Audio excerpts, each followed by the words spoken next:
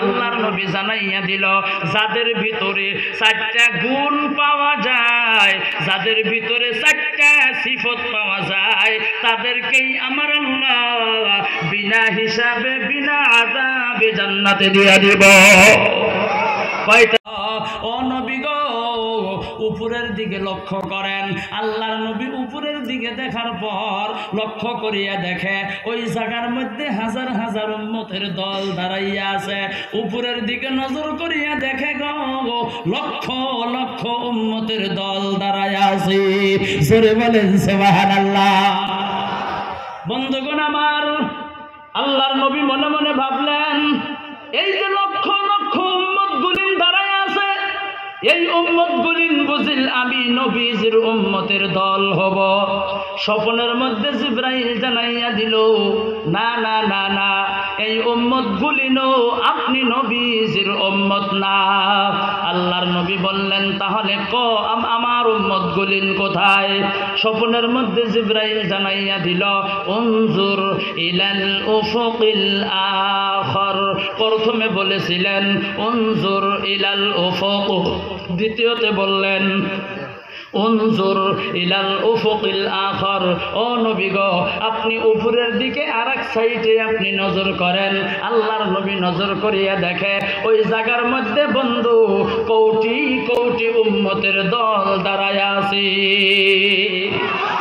এ বন্ধুগণ আমার, আল্লাহর নবী এবার মনে মনে ভাবলেন, এই উম্মতগুলির বুঝিলে আমি নবীজির উম্মতের দল হব। স্বপ্নের মধ্যে জিবরাইল জানাইয়া দিল, ও নবী গো, এই যে কোটি কোটি উম্মত আপনি দেখতেছেন, এই কোটি কোটি উম্মতের দল হলো আপনি নবীজির উম্মতের দল। নারে তাকবীর!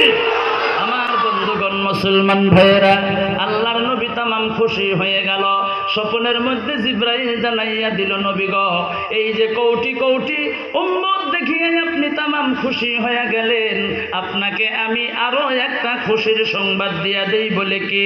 এই কোটি কোটি উম্মতের দলের মাধ্যম থেকে ৭০ আলফান ইয়াদখুলুনাল জান্নাতা বিগাইরি হিসাবিন ওয়ালা আযাবিন।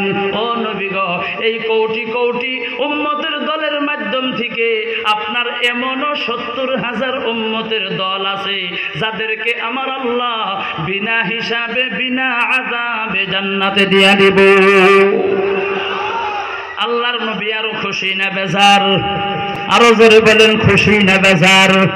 মানুষ পাগল কাবার জন্য, কাবা পাগল মাবুদের। মানুষ পাগল কাবার জন্য, কাবা পাগল মাবুদের। মাবুদ পাগল নবীর জন্য, নবী পাগল উম্মতের। জোরে বলুন সুবহানাল্লাহ, আরো জোরে বলেন সুবহানাল্লাহ। আমার বন্ধুগণ, আল্লাহর নবী তামাম খুশি হইয়া গেল। আল্লাহর নবী এবার মসজিদে নববী থেকে দাঁড়াইয়া গেল। আম্মা জান আয়েশা সিদ্দিকা রাদিয়াল্লাহু তাআলা আনহার হুজরার ভিতরে ঢুকলো। সাহাবায়ে কেরাম আলোচনা করেন, আল্লাহর নবী যে বলছেন ৭০,০০০ উম্মতদেরকে আমার আল্লাহ বিনা হিসাবে বিনা আযাবে জান্নাতে দিয়ে দিব, এই ৭০,০০০ উম্মতের দল কারা হব? কোন সাহাবী বলতেছেন, সাহাবায়ে কেরামদের মাধ্যম থেকে আল্লাহর নবীকে যারা বেশি বেশি মহব্বত করেছে হয়তো তারা হইতে পারে। আবার কেউ বলেছেন না, আল্লাহর নবী যাদেরকে কালিমার দাওয়াত দিয়েছিল কোনো দ্বিধা করেন নাই, ডাইরেক্ট গ্রহণ করেছে, হয়তো তারা হইতে পারে। আবার কেউ বলেছেন না, আখিরি উম্মত হইতে পারে। আমার বন্ধু, আল্লাহর নবী উপস্থিত হয়ে গেল। আলোচনা লম্বা সংক্ষেপ করে দিলাম।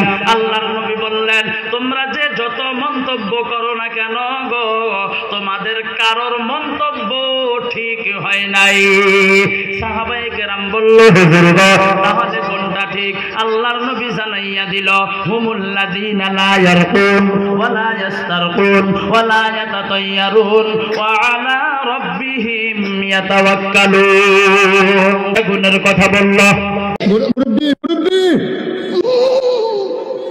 জোরে বলেন কয়টা? 4টা গুণের কথা বলছেন। তাহলে বন্ধুগণ আমার, এই 4টা গুণ আমার আপনার জীবনে দরকার আছে না নাই? আছে।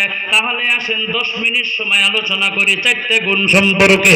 আমার বন্ধুগণ মুসলমান ভাইয়েরা, 12টা 2 মিনিট বাকি আছে।